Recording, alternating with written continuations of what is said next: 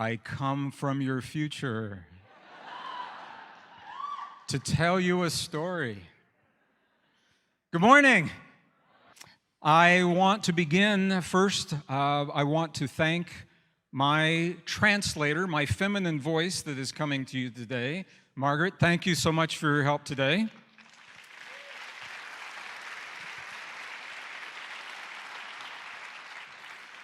And I'll apologize to you because I don't know the German language well enough to share this program. So thank you for working with me with Christina.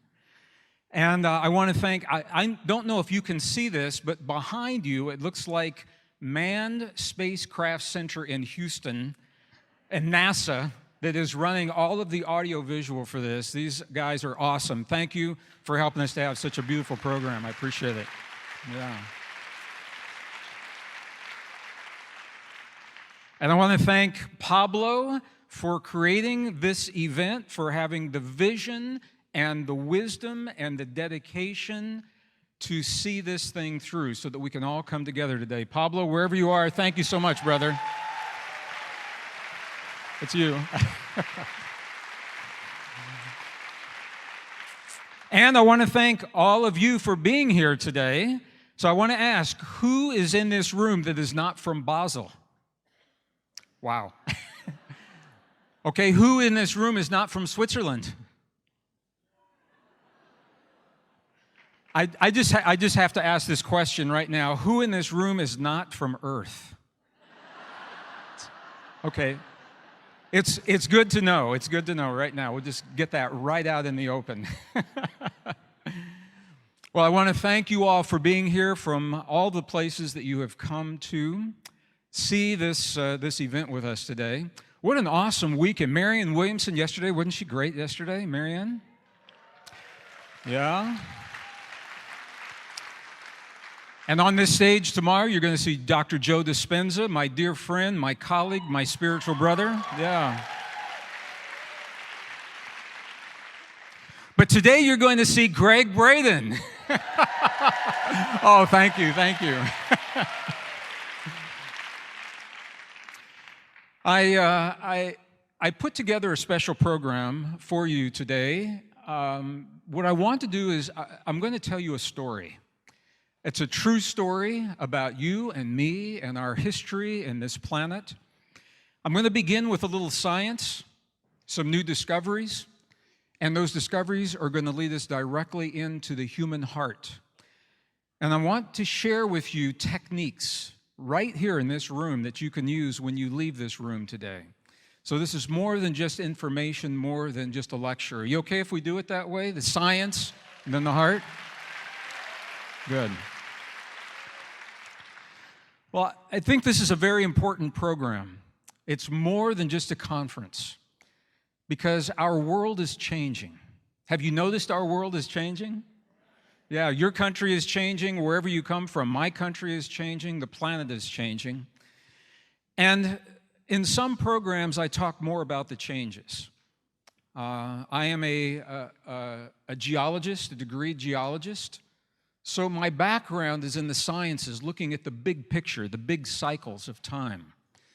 And what I can tell you is that the changes, many of the changes that we're seeing on this planet are the result of a convergence of cycles. 3 big cycles are converging right now. Cycles of climate, you know about that, climate change. Economic cycles, and cycles of human conflict. I recently had the opportunity to speak at the United Nations in New York with another dear friend and colleague, Dr. Bruce Lipton. How many of you know Bruce Lipton's work? Yeah. So Bruce Lipton and I were invited to speak at the United Nations in New York to share our perspective on what's happening in the world, why the changes are happening, and where we're going. So in other programs, I would talk more about those changes. But today I want to talk about how you and I deal with the change, less about the change itself. But what I want to say is for the first time in 5,000 years of human history, our planet is becoming globalized. Never before have we pushed together 7 billion people, almost 8 billion people now, across borders and across the differences of culture and religion, different ways of thinking. We're pushing our community, our global community together, but we're thinking the way that we thought 10 years ago, 50 years ago, 100 years ago, and that thinking does not help us to deal with the change. So I'm going to begin by talking about our story. Whoop. There it is. There's an American author, his name is Scott Turow, and what he says, I think, is so true. He says, "Who are we but the stories we tell ourselves about ourselves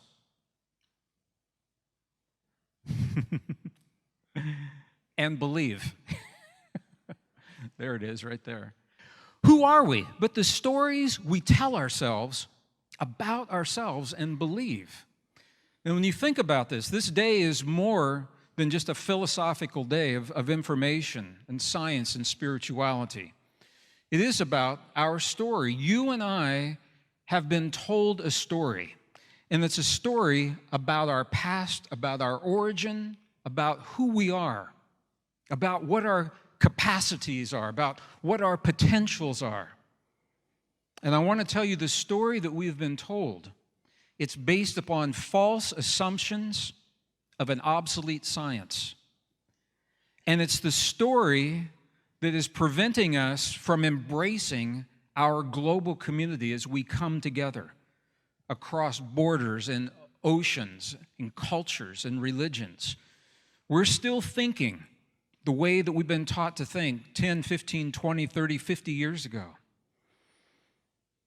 So new science is giving us new ways to think. Our story matters. Your story matters. And I want to tell you why your story matters. It's because we live our lives based upon the story that we tell ourselves. We solve our problems based upon the stories we tell ourselves. We choose our relationships. Think about this. Every relationship that you have, it's based upon the way you think about yourself, upon your self-esteem, the people that you invite into your life, people that you invite into your home. I mean, we're all adults in here. Think about this. The people that you invite into your bed, the most intimate relationships, it's based upon the way that you have been taught to think about yourself, the way that you embrace a changing world, the way that you embrace climate change, the way you embrace political change, the way you embrace economic change. It's all based on the way that we've been taught to think about ourselves. We are what are called self-referencing beings. Does that translate okay? Self-referencing beings? Yeah. So what that means is that we base our personal sense of well-being upon the way that we feel about the world. And as long as the world behaves the way we expect it to behave, we feel pretty good. When the world begins to change, if we don't know who we are, if you don't know who you are, at the core of your being, if you don't know who you are, then that world that changes, it can be very frightening. And you're seeing that happen right now. Because we live in a world where we have been steeped in a story of powerlessness, separation, competition, conflict. We're going to talk about this a little bit. This is part of the story that we have been told about ourselves, but it's not true. But it's based upon the ideas of separation, competition, and conflict that we're trying to embrace this change in the world. And the result of that is the world that is unfolding right now. It's the world of chaos that we see right now. We live our lives, we solve our problems, we choose our relationships, we heal our bodies based upon the way we've been taught to think about ourselves. So when you really begin to consider this day becomes much more than a philosophical conversation about our stories. Because what we're going to talk about goes right to the core, to the very core of the essence of who you are, what your potential is in this world. And the bottom line for me, this is why it's so important, where does our story come from? We have a collective story. We have personal stories.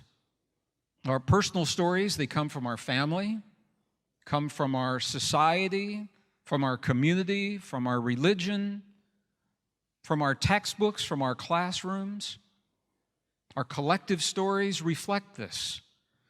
So let me ask you, what if the story that we have been told is wrong? What if we've been told a story that's not true? You've been told that you're powerless when it comes to healing your body. What if that's not true? You've been told that you're separate from the very planet that you live on. You've been told that you're separate from one another. What if none of that is true? Well, this is what the new science is actually showing us. I've spent much of my adult life searching the wisdom of those who have come before us to understand our story. I wanted to know who our ancestors were and what was the story, the collective story that our ancestors have shared. And some of you have been with me on some of the journeys. My journeys have taken me to some of the most amazing places in the world. I love this picture because people say, Gregg, your journey is documented by the length of your hair over the years. And the color of your hair over the years. But my journey has taken me in some of the most amazing places, some of the most magnificent monasteries in Tibet. Some of you have seen this, maybe been to this place. Some of the most isolated and remote and beautiful and magnificent and pristine places left in the world. Very few people go to some of these monasteries. It was in this particular monastery that I had the opportunity to see the library that preserves the story of the Tibetan people, the story that they tell themselves. So I want you to see, we walked into the library. It was completely dark. This is what it looked like. That's my very famous National Geographic photograph, the dark library. But when the lights came on, this is what we saw. So what you're looking at is the corner of a library of ancient books. It's about as tall as this theater. It's about 3 stories tall. These are Tibetan books. They are loose pages that are sandwiched between the covers. And when we open those pages, each page tells a story. And it tells a story of our past from a spiritual perspective. Now, I'm sharing this with you as an example because it's in the libraries of these ancient monasteries in Egypt, in Peru, and Bolivia, and Tibet, and India, and many other places where we find the best records, the best preserved records of our past. And it's in these places where we begin to find the essence of a story that we used to tell ourselves a long time ago. But it's also in this place where we find the wisdom. The wisdom that's in those records is older than the paper that those books are written on. The wisdom is recorded on stone tablets in cuneiform. It's recorded in Sanskrit. The wisdom is recorded in our most ancient and cherished spiritual traditions. That wisdom is at the root of the great religions of the world. That wisdom is at the root of the Hebrew traditions, the Tibetan Buddhist traditions, the traditional Buddhist traditions. It's at the root of the Hindu traditions. It's at the root of the Christian Old Testament. It's at the root of the Christian New Testament. When we go back far enough in time, the story of our past begins to look very, very similar, and the differences don't seem so great. And that's the value of spending time in these places and being with the people. I've had the opportunity to study with the people who live the traditions recorded in the monasteries. And I've spent time with the monks and the nuns, and this particular man is an abbot in Tibet. I've had the opportunity to spend the time with the ladies, the nuns. Isn't she beautiful? Isn't that a beautiful nun? Yeah, I've had the opportunity to work with the shamans. This shaman is from Peru. and the healers and the yogis and the mystics, the curanderos that we find in these places. The shamans in Peru, this is the shamans in the Yucatan of Mexico. Had the opportunity to spend time with the women who are anchoring this powerful feminine wisdom that is now coming back into our world. The feminine wisdom of compassion, the feminine wisdom of intuition, feminine wisdom of the heart.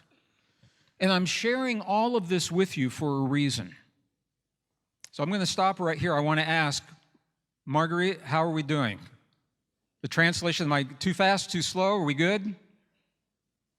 How are you guys doing? Are we okay? The sound is good? Okay. Should I start talking faster now? It's good. Thank you. Thank you, Margaret. I'm checking now because if we wait for an hour and find out it's not good, that's not good. So I'm sharing this with you because for 5,000 years, the indigenous wisdom, the ancestors, our elders have told us a story about who we are. And they told us a story that was based in connection. They said we're connected to the earth. We're connected to one another. It's based upon abundance. They said there's enough here for everyone if we learn how to live and work together. They've always said that. It's based upon cooperation. It's based upon harmony. It's based upon human significance. I want to be very clear about this. Ancient traditions have always told us that you and I are very, very significant on this planet, that we are a part of everything that we see, that we are powerful, empowered beings. And that's very different from what you've been taught. This is the story of our ancestors. Okay, connection, abundance, cooperation, harmony, significance, 5,000 years. 150 years ago, Charles Darwin and other scientists began to tell us a new story. And this is the story that you were taught. I was in school in the 1950s, the 1960s, early 1970s. It's the story that I was taught. It's the story that your children and our children are being taught right now. Science is teaching us a story of separation, not connection. A story of scarcity, of competition, struggle, conflict. It's a story of insignificance. Science teaches us that we are the result of a process that is called random genetic mutations, evolution, that we came along late in the game and that we are very insignificant in this world. And that's important because when we teach our young people they are insignificant, their self-esteem drops. They feel powerless, they feel helpless, they feel fearful. And you're seeing this in our young people today. Our young people, the cyberbullying, where they bully one another on digital media. A high rate of teen suicides. Nobody wants to talk about it, but it's out there. It's true. You're seeing this in the hate, the growing hate that is happening throughout the world today based upon religion, based upon the color of our skin, based upon our sexual orientation. It's all because of a way of thinking. So if we're going to create a better world, if we're going to create the world that Mary Ann talked about yesterday, we've got to think differently. Would you agree with that? Yeah, we've got to think differently.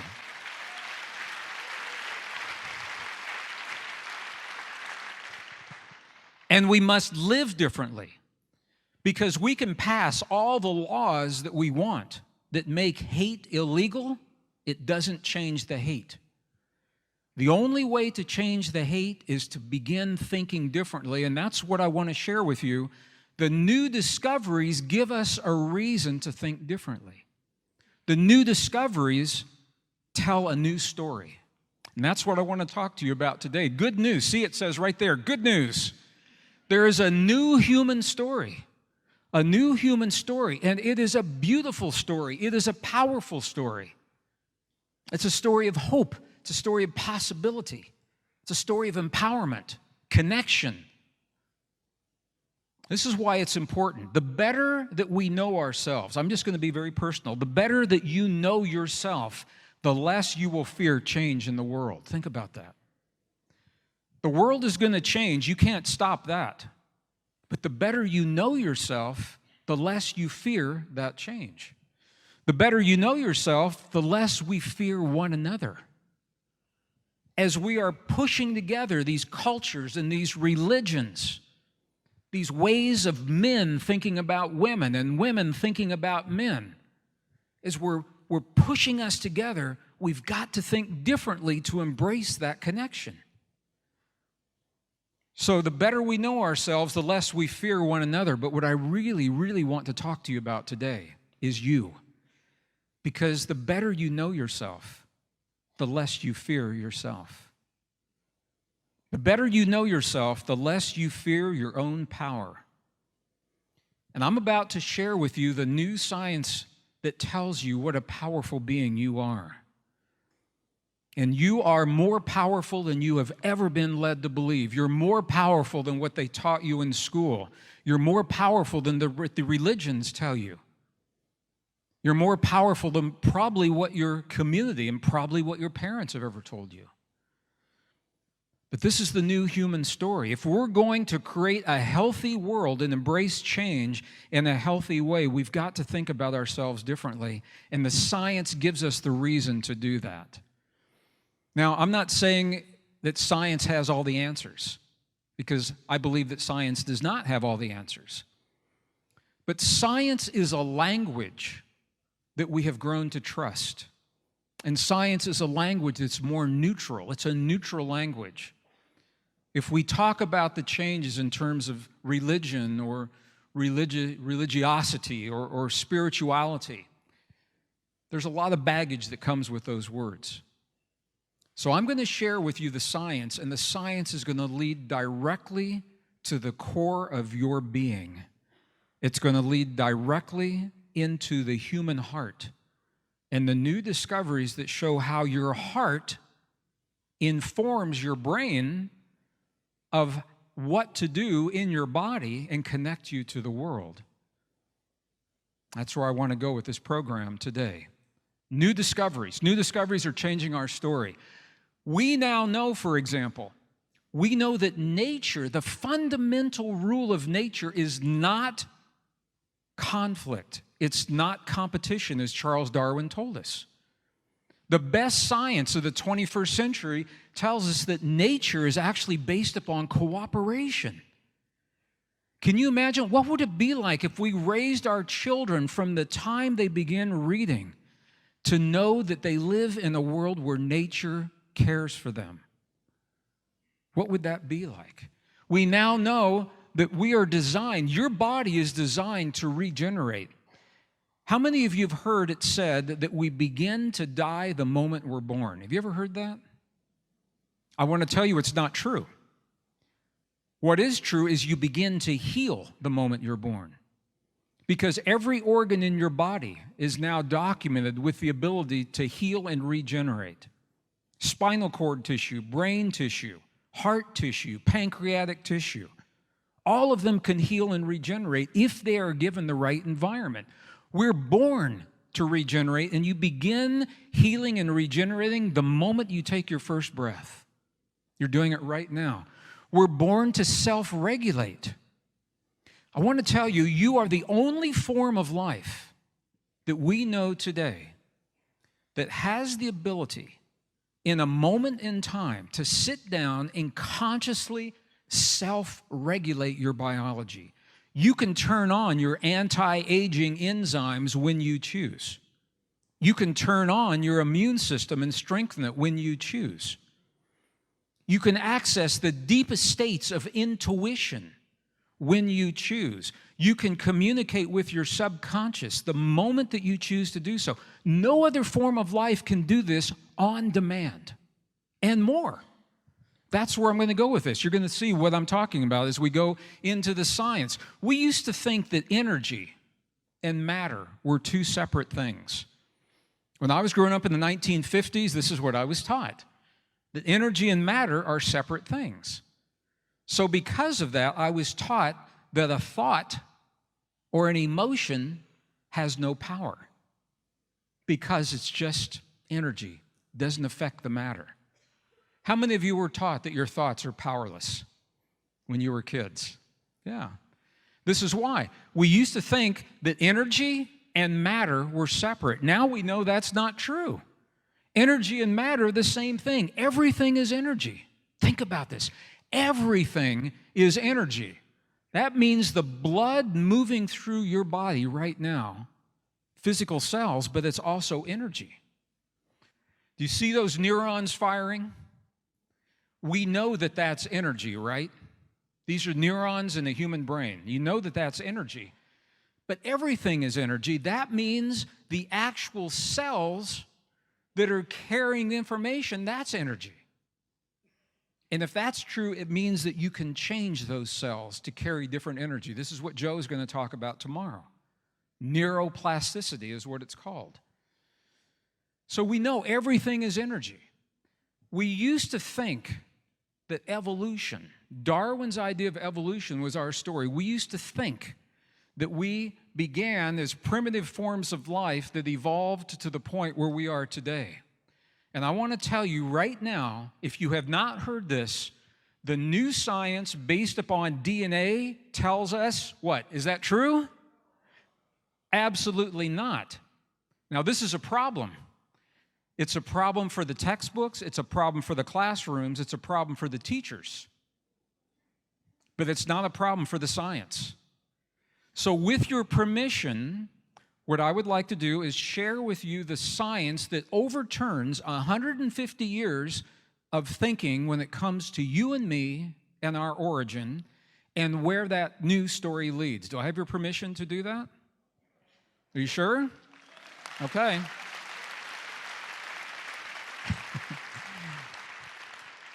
And I want to say, if there are any young people in here today, what I'm sharing with you, please do not confront your teacher, because your teacher can only teach what they know to be true. And this is not being accepted in the mainstream classrooms and the mainstream textbooks. Let me tell you why. There's a battle.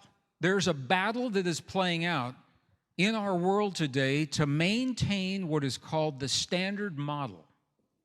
The standard model of where we've come from, who we are, what our capabilities and what our potential are all about. There's a battle.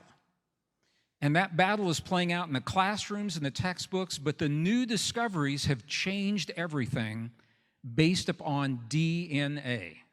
Now, in German, it's not DNA. What is it, ADN? What is it? DNA? Okay, I was just in Mexico City, and it was ADN, and I thought, why did they do that? I don't know. So I want to share with you these discoveries. Okay, so I want to tell you right now that human evolution, the story of evolution itself, evolution is a fact. Let me say this. I'm a geologist, and I have seen evolution in the fossil records. I've seen it for plants. I've seen it for insects. I've seen it for animals. When it comes to humans, the story breaks down. Okay, so I'm not denying evolution. I'm just saying it's not the human story. The story has been that we began as primitive forms of life and we evolved to what we are today. That story is not supported by the fossil evidence. It's not supported by the DNA evidence. Something happened right here. Evolution was occurring. Something happened right there 200,000 years ago.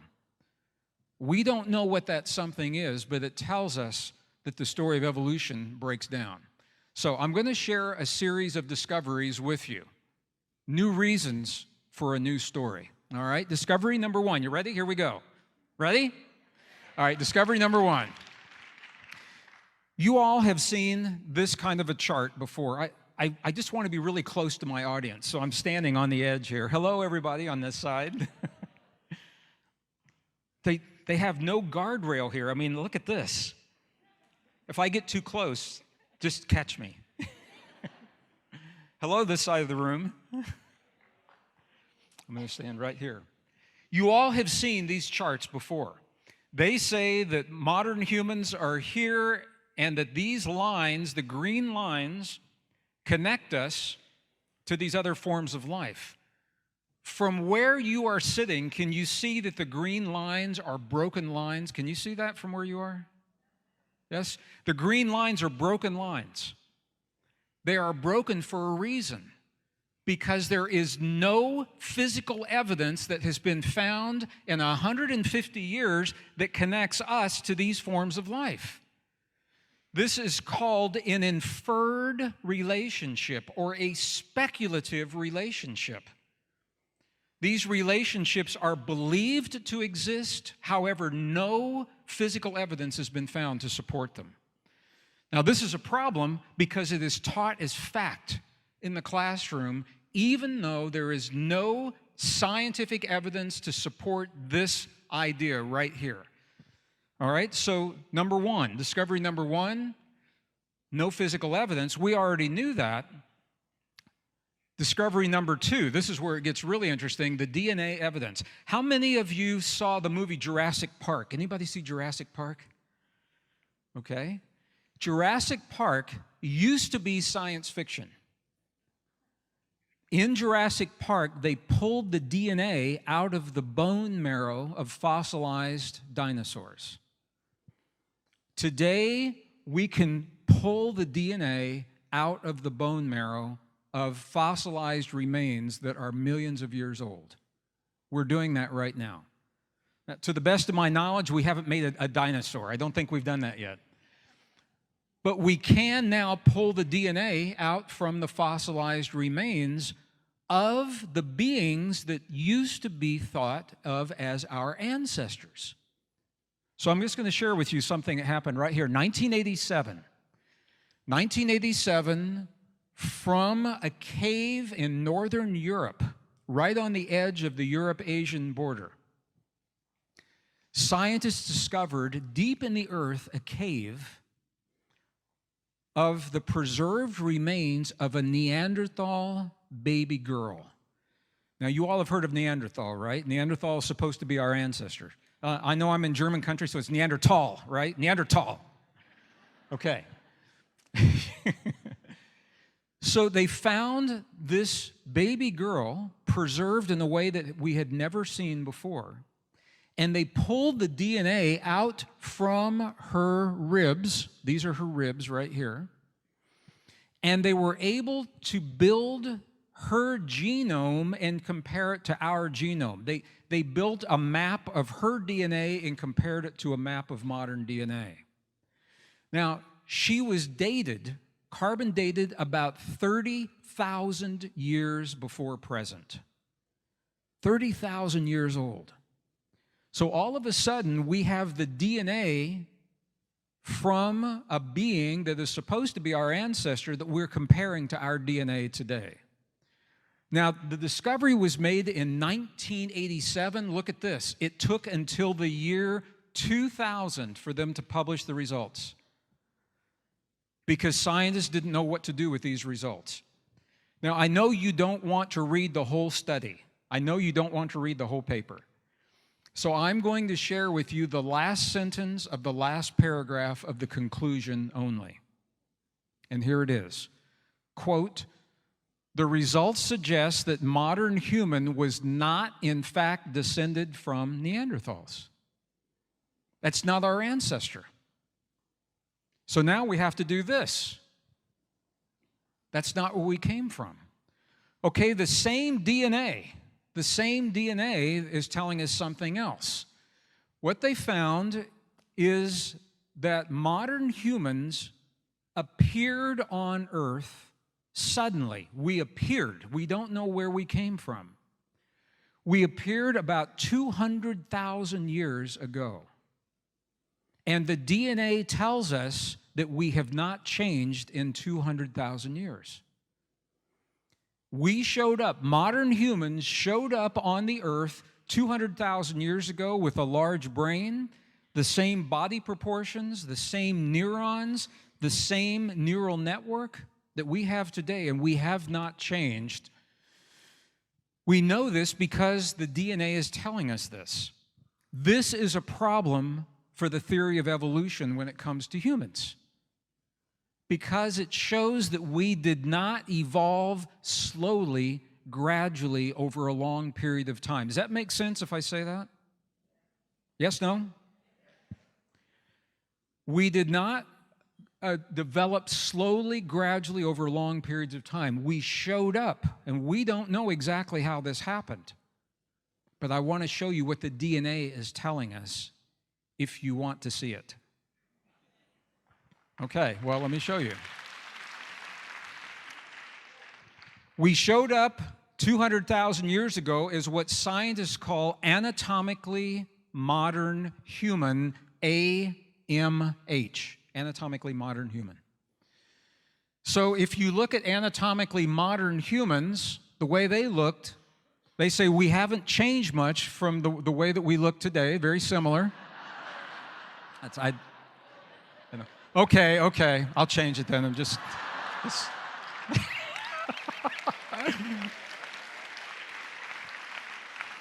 I see a similarity. No, the point is that we have not changed in 200,000 years. They looked 200,000 years ago pretty much like we look today because the DNA is the same. So this is a problem for the theory of evolution, slow, gradual changes over a long period of time. So modern humans appeared suddenly 200,000 years ago with all of the capabilities that we have today. Two questions: how and why? All right, scientists cannot tell us why, but science can tell us how. Science can tell us exactly how this happened. And this is discovery number 3. This is the most technical thing that I'm going to share with you today. There are a number of chromosomes in your body that are mysteries. We don't know where these chromosomes came from. And one of the most mysterious is chromosome number 2. I want to talk to you about chromosome number 2. It is the second largest chromosome in your body. It makes up about 8% of every one of your cells. It's a very mysterious chromosome. Look at what it does. The purpose of human chromosome 2 is it gives you the neocortex, the big part of your brain that makes you human. Because of human chromosome 2, you have the uniquely human capacities of empathy, sympathy, compassion, emotion. The things that make us human are because of the neocortex. That neocortex exists because of human chromosome number 2. Now, there's some new discoveries that have been made, and I'm going to show you, this is so new. One of these discoveries was only made in August of this year, 2018. Most brain scientists don't even know what I'm about to share with you. Okay? Brand new discovery. So here's well, I haven't shown you yet. Here's the neocortex right here. Everything you see in green right there. There are 6 layers of the human neocortex, and they are made possible because of human chromosome number 2. If chromosome number 2 wasn't there, we wouldn't have that neocortex. We wouldn't have the ability of empathy, sympathy, compassion, self-regulation. We wouldn't have that. Now, I want to share something with you. This is the new discovery. It was only announced in August of this year in the scientific journals. And this caught scientists off guard. They discovered a new form of neuron in the human brain, and it only exists in the human brain. A new neuron only in the human brain. All right, this is what it looks like right here. It doesn't look like a typical neuron. Let me show you an enlargement here. This is what it looks like right here. This is a computer-generated image of the new neuron. Look how complex this neuron is, and this is an actual image of the neuron. It is called the rose-hip neuron, and this neuron is only in the human brain, and it is a neuron whose purpose, the purpose of this neuron, is to regulate the flow of information and consciousness. So when we begin to look at why we have the ability to self-regulate, the ability to communicate in other dimensions and other forms of life, scientists now believe that this neuron is playing a significant role in doing that. It's so new, they're only beginning to understand this. At the same time, they found another neuron, a single neuron that wraps completely around the brain, integrating the brain. So this is brand new territory. We're only beginning to understand what's happening in the human brain. All this is possible because of human chromosome number 2. So the question, can you see where chromosome 2 is pretty important? Can you see that? Yeah. When you begin to see this, you say, wow, where did human chromosome 2 come from? Where did we get the ability to do all of this? If evolution is not responsible for us emerging 200,000 years ago, where does this chromosome come from? Well, what I'm going to show you is a mind blower. I'm going to share the science, and then I'll explain in easy terms what the science is telling us. But let me show you the science right now. Where did human chromosome number 2 come from? Here's a paper that is the proceedings from the National Academy of Sciences. The volume is called Genetics. And I love this. You know, when a scientist makes a discovery and they want to claim credit, they say, I discovered this. But when a scientist makes a discovery and they think it might be controversial, they tend to say, we discovered this. There's a reason I'm saying this. I know you don't want to see the whole paper, so I'm going to go to the last sentence of the last paragraph of the conclusion of this paper right here. And here's what it says. We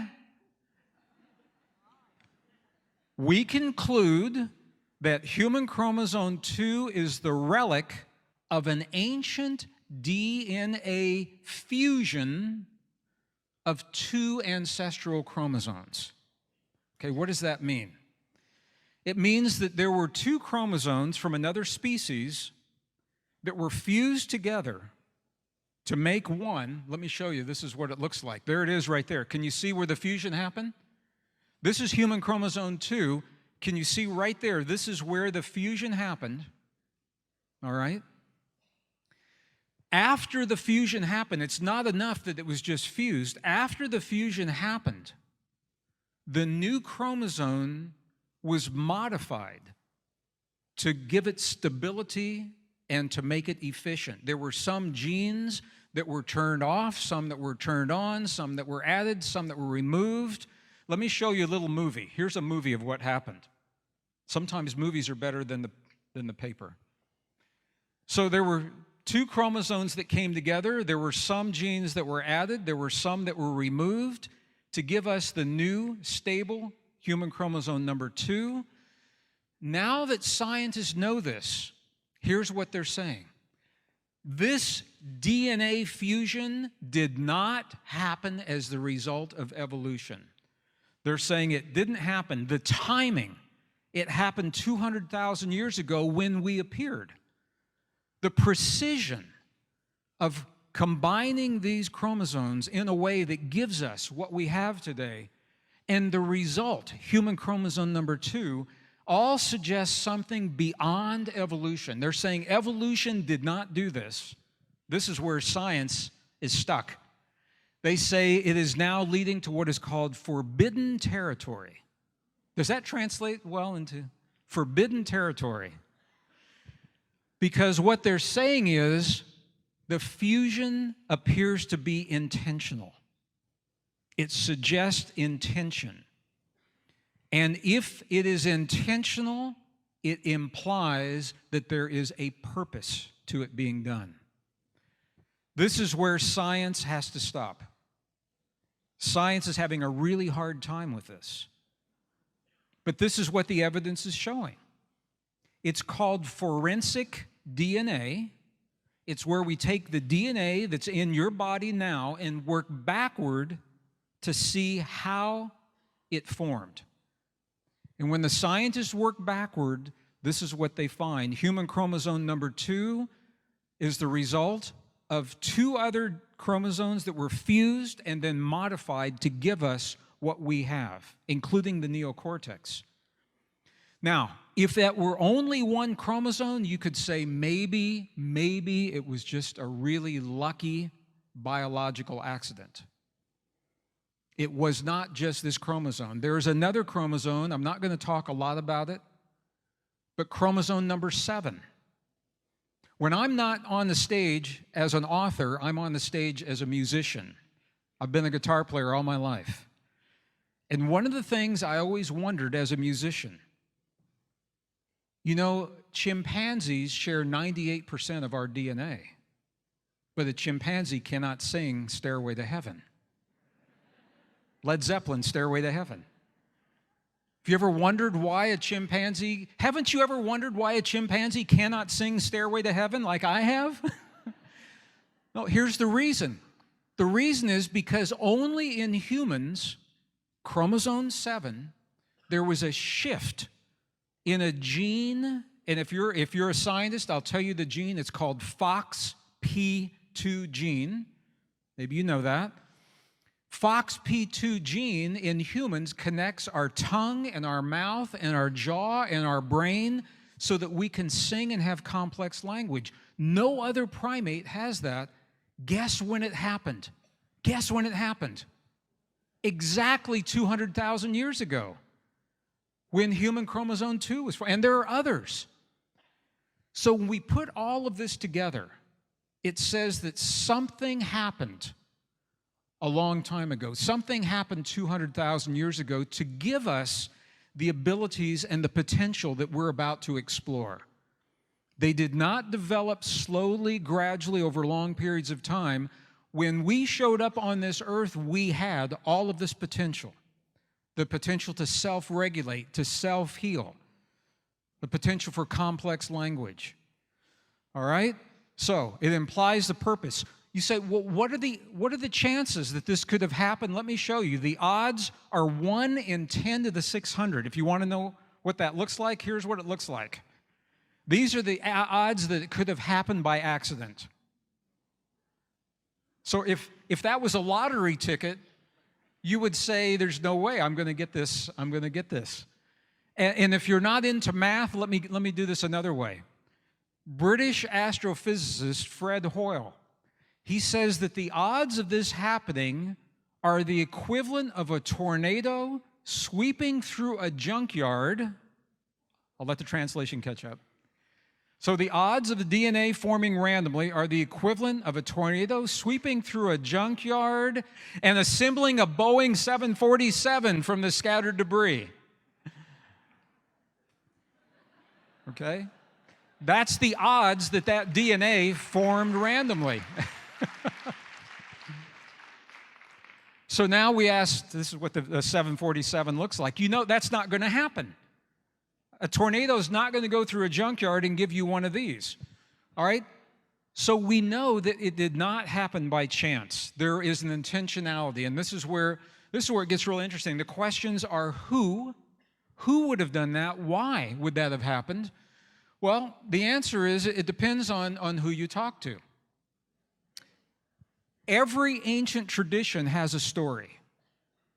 The ancient Sumerians, they have their story. The ancient Aboriginals have their story. The Egyptians have their story. The Christians have a great story right here. The Navajo have their story. The Hebrew traditions have their story. Mesoamericans have their story with archaeological remnants. Everybody has a different story. Science has had a story that's called evolution. And now there's a new story based upon the DNA. There's a new story based upon the DNA. So I wanted to share this with you.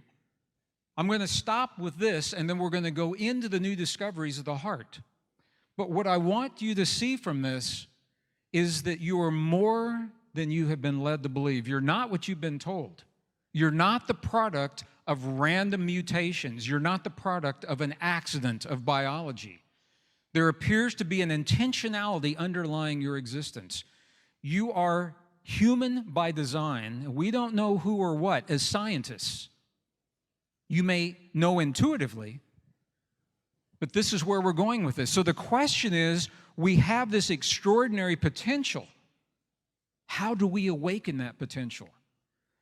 How do we go beyond trying to figure out where we came from and access what it is, the gifts that we've been given? And that's what I want to do right now. Discovery number 4, 1991. There was discovery made in the human heart that shocked heart scientists. They discovered that there are about 40,000 special cells in the human heart. They're called sensory neurites. These are like brain cells, but they're not in the brain. 40,000 brain cells, but they're in the heart. And they're concentrated in a way that is called the little brain in the heart. Okay? So these cells, this is what neurons in the brain look like. Okay, and you've all seen what these look like. This is what the neurons in the heart look like. You can see, here's the heart, and every place where you see one of these little dots, these are where the neurons are located. They are around the arteries, around the places where the blood comes in and where the blood leaves. Now think about what this means. We've been taught that the brain is the master organ in the body. And now we know that's not true. The brain receives the instructions that tell it what to do from the heart. And the heart creates those instructions through your perceptions of what you feel about the world. Do you feel safe in the world? Do you feel threatened in the world? The way that you feel about your relationship to the world sends a signal from these special cells to the brain. This is what these neurons actually look like. And this is what the little brain in the heart looks like. This is what the neurons look like in the heart. So why is this important? Look at this. It's because our heart can actually think, learn, remember, and feel independently of the brain. Now, you probably know that. You probably know that intuitively. It means when you have a deeply emotionally significant experience, it means that experience registers in the brain and in the heart. And if you have been hurt in life, if someone has betrayed you, someone has lied to you, if you have lost someone that you love and care about, those deeply emotionally significant experiences, and you try to heal it only through the brain, sometimes it's not enough. Would you agree? Yeah, it's not enough because we must address the heart as well. All right? And we all know that, almost universally. Our most ancient traditions always tell us to begin with the heart. I'm going to lead you through an experience before we leave here this afternoon or this morning so that we can do this. One more discovery so that we can have our experience. Discovery number 5. We said that we were taught the brain is the master organ. It's not the master organ, that the brain and the heart, now think about this, 2 separate organs. But we have the ability, as humans, we have the ability to harmonize 2 organs into one system. We have the ability to harmonize the heart and the brain, 2 organs, into one very potent system. And our ancestors have told us this for a long time in non-scientific terms. When I spend time with the monks and the nuns, the yogis, the mystics, the shamans, the abbots, the curanderos, they all begin their process in the heart.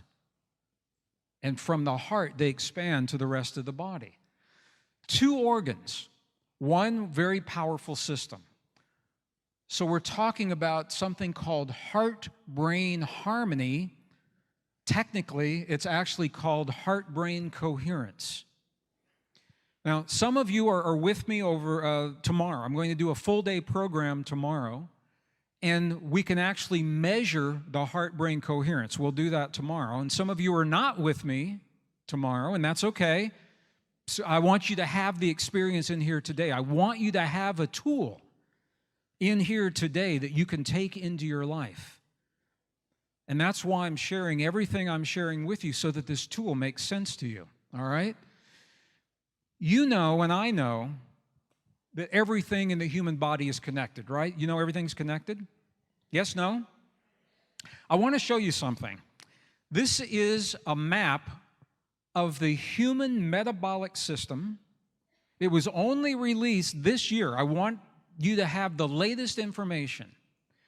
This is a map of the human metabolic system released this year. If you cannot read this map, don't worry about it, because neither can anyone else. This is a very complex map. This is the latest map of the human metabolic system. Here it is, right here. Yeah, you can't read that. I can't read that. Neither can anyone else. That's the point. The point is that the human body is so complex, everything is connected. This is the reason, you know, when you take a prescription medication to do one thing and the label says there's side effects, they're not side effects. Look, everything is connected. You cannot introduce something into the human body without having it influence everything in the body. That is the good news for what we're about to do. When you harmonize the heart and the brain, you cannot just affect the heart and the brain. When you harmonize the heart and the brain, you are influencing the entire human body. And that's why this is such a powerful technique. When we learn to harmonize the heart and the brain, that 0.1 hertz signal between the heart and the brain, your body interprets 0.1 hertz as love. If you want to love your body, you feed your body 0.1 hertz from the heart. How do you create that? It's through the power of emotion. And this is the key to what our indigenous ancestors have always told us. Now, when we harmonize the heart and the brain, I want to explain why it's powerful, and then I want us to do it here in this room. I want us to have the experience. Pablo, where are you? Pablo? Pablo, are you here? Okay. We started a few minutes late, so I'm going to go a couple of minutes over, okay? Is that all right with you? I want my full 90 minutes with you. All right, thank you. Thank you. Okay, I'm channeling Pablo right now. Pablo, can I go late? Yes, Gregg. Okay.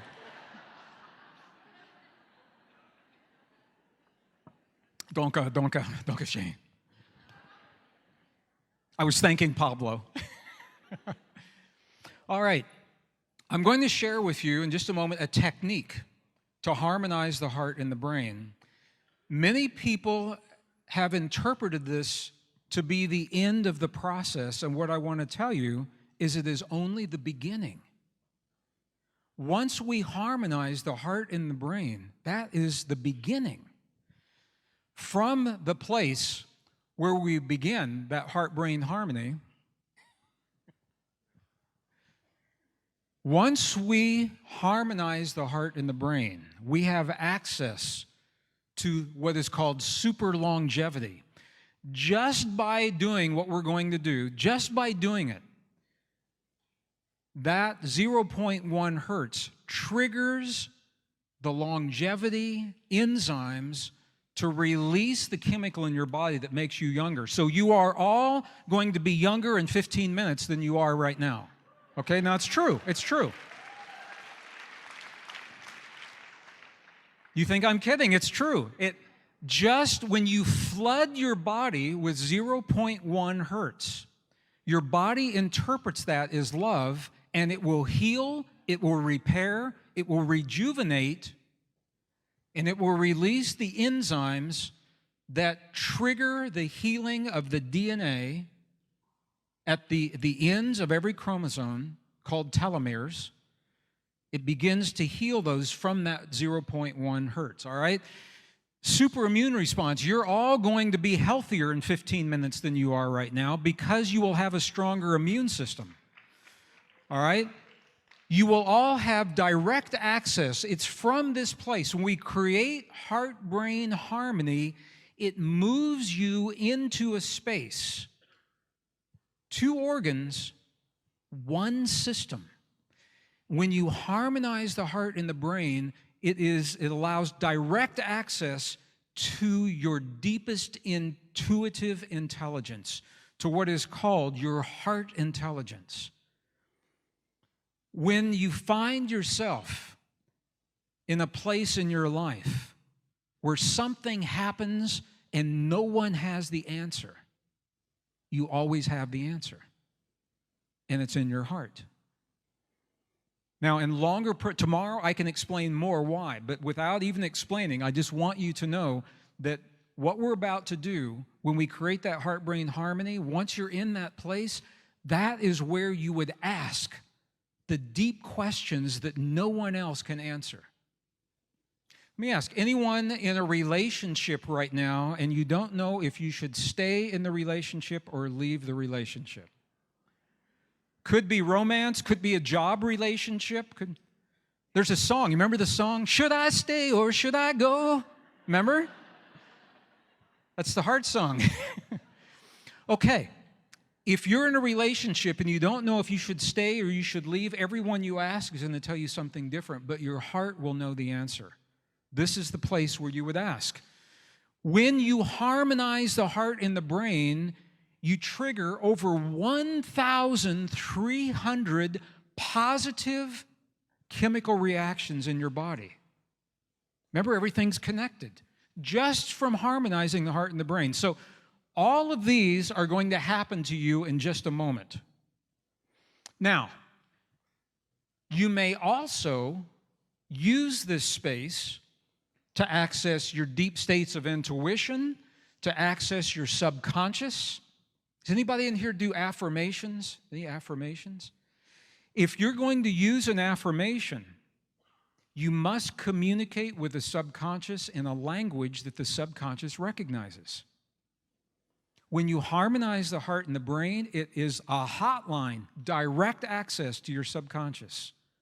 No hypnosis. You can use this directly, personally, to access your subconscious. Super learning, super memory, super recall. All of this comes from being able to harmonize the heart and the brain, and much, much more. So these are the benefits of doing what we're about to do. Now, I want to show you one more thing. These are neurons in the human brain, and typically what happens is they fire randomly. You've all seen that, right? What would happen if you could capture, if you could harness all of those neurons to fire at the same time? Think about that. What would happen if you could harness all of those neurons to fire at the same time to heal your body? What would happen if you could harness all of those neurons at the same time to give you access to deep intuition? What would happen if you could harness all of those neurons at the same time and direct that energy into your subconscious affirmations?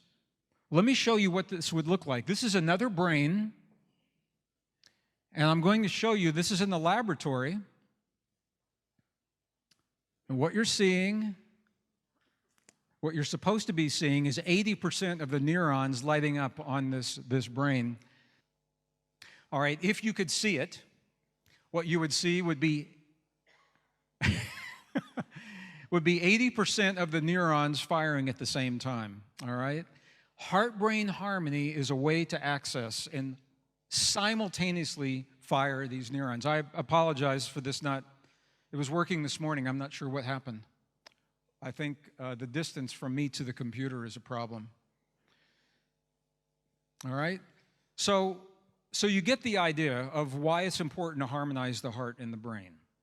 So this is the science that I wanted to share with you. And what I'd like to do, are you okay if we use this technique in here? Would you like to do this together? I would too. Maybe we can heal the computer. Maybe it's that good. All right. So there are 3 really, really simple steps to do what we're going to do. And I just want to share with you that this technique, I've spent a lot of my time working with indigenous traditions. They use this technique. In 1992, I had the opportunity to work with an organization in Northern California in the States that's called the Heart Math Institute. How many of you know Heart Math Institute? Okay. And they have given me permission to share with you from their perspective this technique as well. So I am blending indigenous wisdom and laboratory science into the technique. All right? If you're with me tomorrow, we will begin here and we will go into all of the things. We'll go into intuition and we'll go into super learning and super memory and gamma brain states and mirror neurons and all of those things. So I want you to know, if you're with me tomorrow, we will not do the same thing we did today. We pick up here. If you're not with me tomorrow, I want you to have now a technique that you can apply in your life without coming and spending a day with me tomorrow. So I want you to have something, okay? All right. Thank you. So let me just first explain what we're going to do, and then we'll do this together. 3 steps. The first step, I'm going to ask you to shift your awareness from your mind into your heart. So the first thing that you'll need to do is you won't need any notebooks or pencils or papers or anything like that. I'm going to invite you to shift your awareness from your mind into your heart.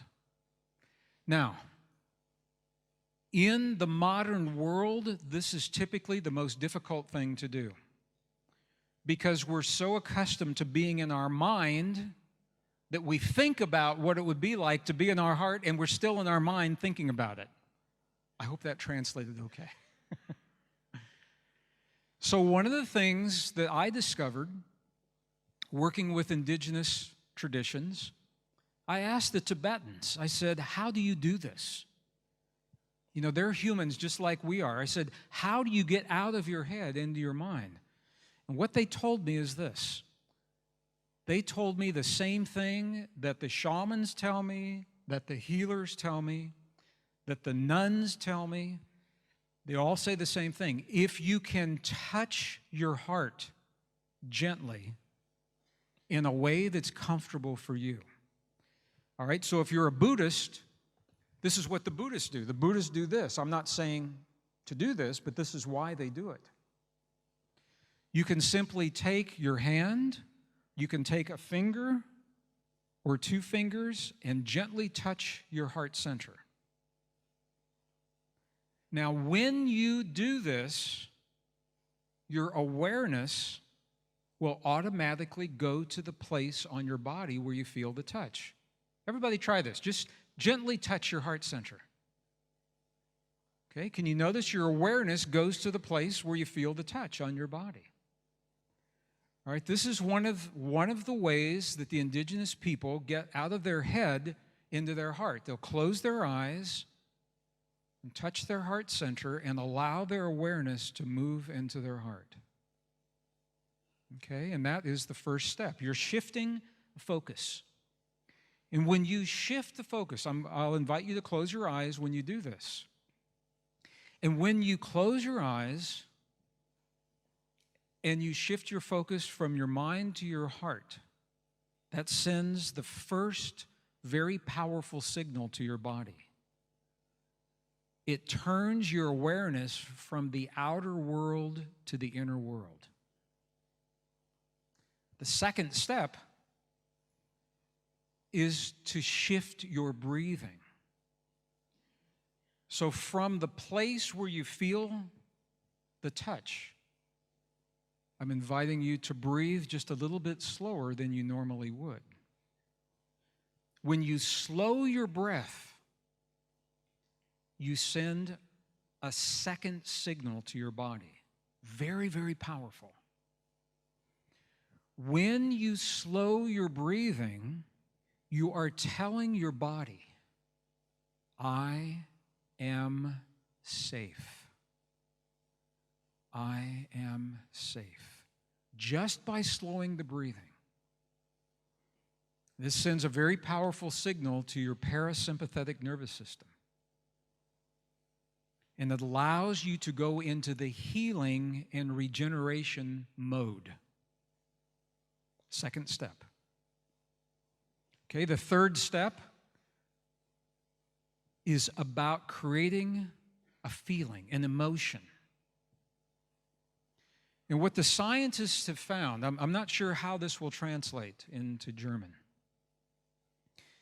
The scientists have found if you can feel one or some combination of these four feelings, if you can feel gratitude or appreciation or care for anything or anyone, or compassion. If you can feel one of those feelings as if it is coming from the place where you are touching your heart. All right, so your breathing is coming from your heart, your feeling is coming from your heart, and you are gently touching your heart center so your awareness is focused on your heart. Those are the three steps. So what I'd like to do this together. And we'll need some audio support. We should have audio on this. Okay, thank you.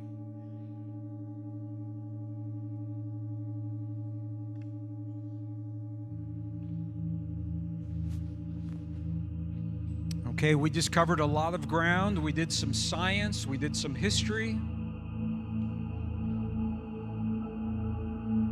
It's all bringing us back into the power, the unique power of what it means to be a human on this earth.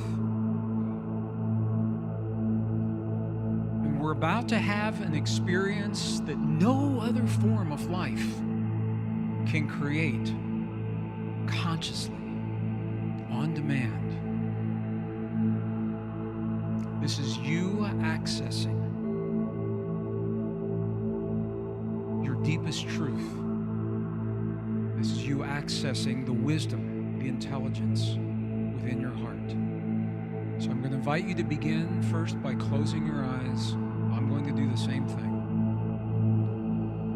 And allow your awareness to move from the outer world to the inner world.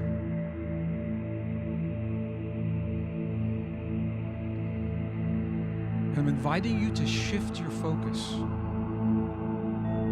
from your thinking mind into your feeling heart.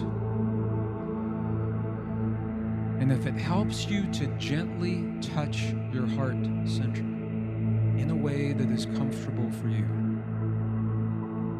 this is the time to do that touch. Just gently touch your heart center. And allow your awareness to go to the place where you feel that touch.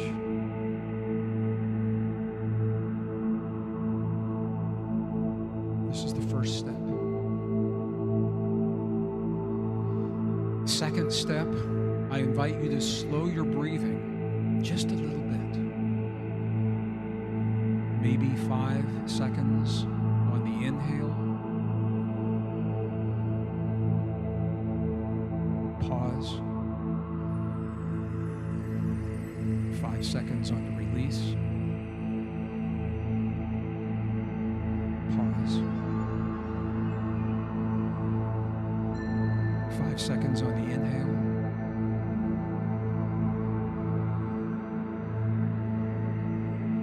Pause. 5 seconds on the release. Continue to breathe at this rate.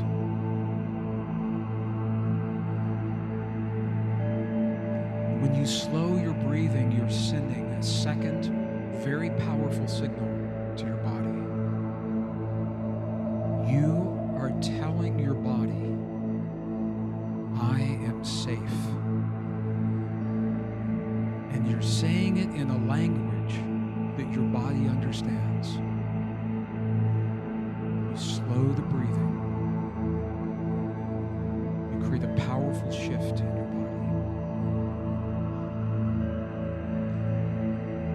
This is the shift that allows you to free the healing, the regenerative systems in the human body. I am safe.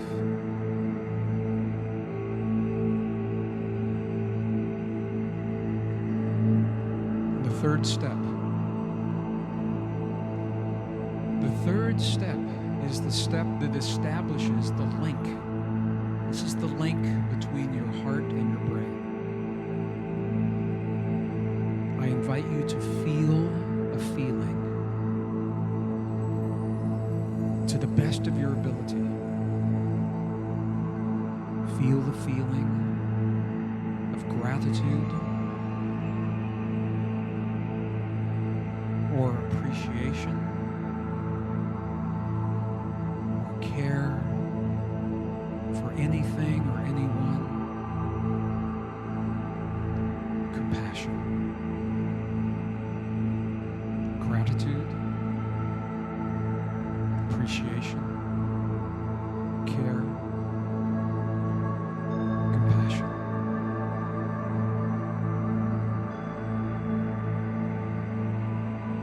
To the best of your ability, hold the focus of this feeling in your heart at the place where you're touching your heart. Remember to breathe into this space. I'm going to do the same just for a few seconds right now.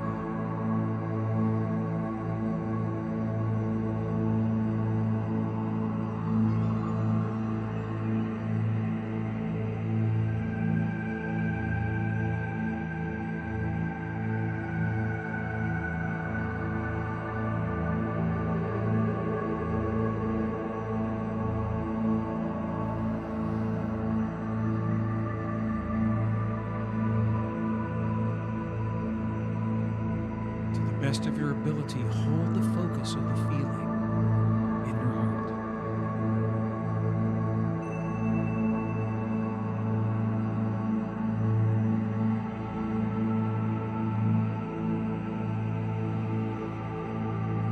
Breathe as if your breath is coming from your heart.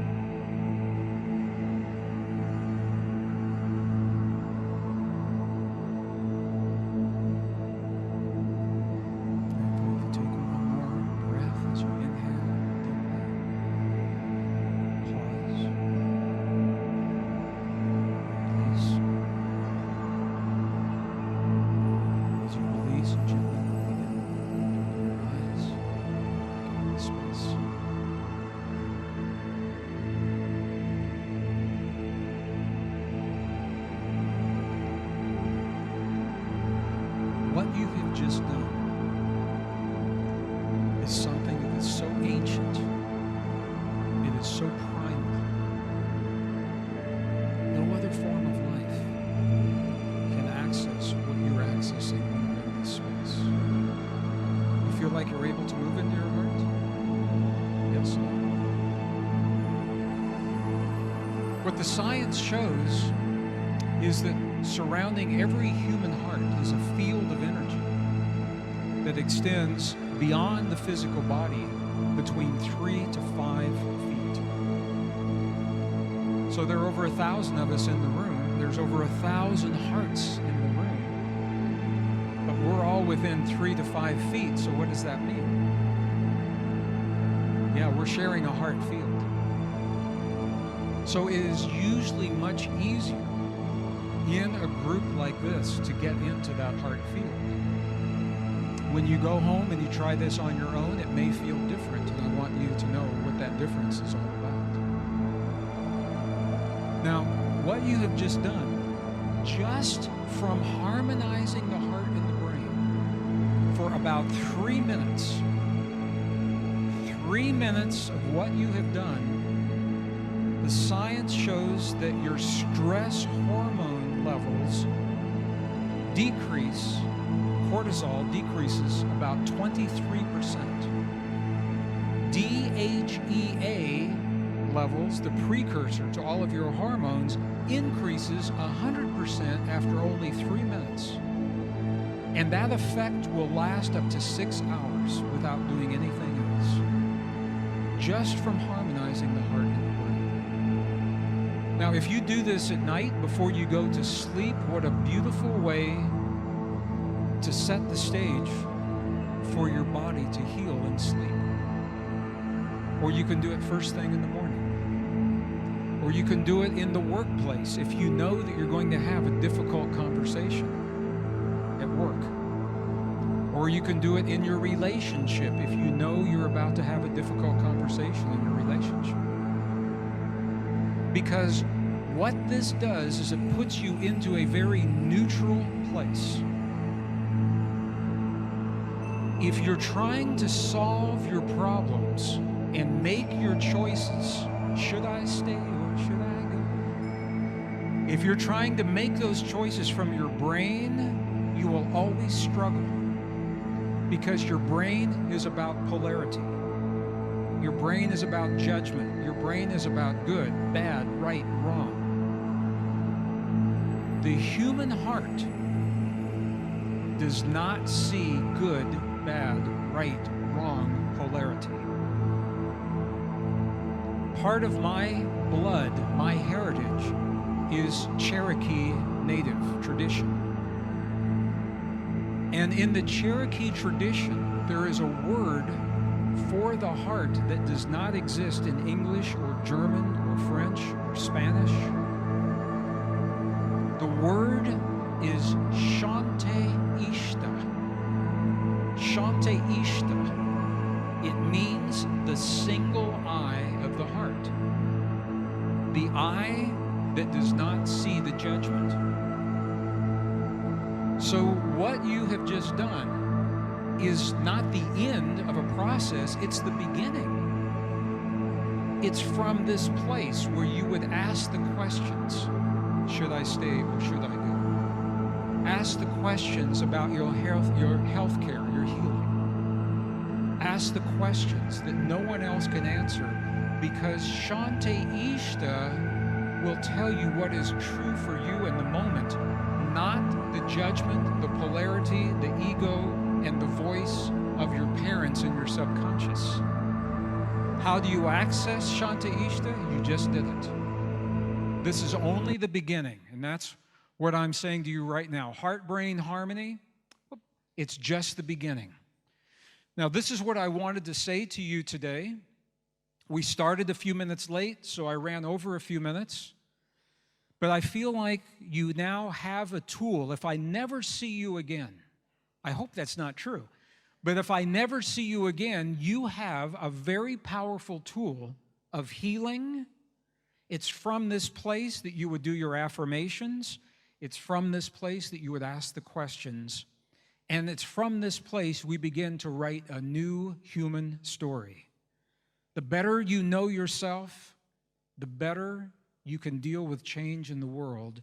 This is a tool to help you know yourself. The better you know yourself, the less you fear your own power, And this is a doorway to the deepest aspects of your power. That's the new human story. That's what I wanted to say to you today.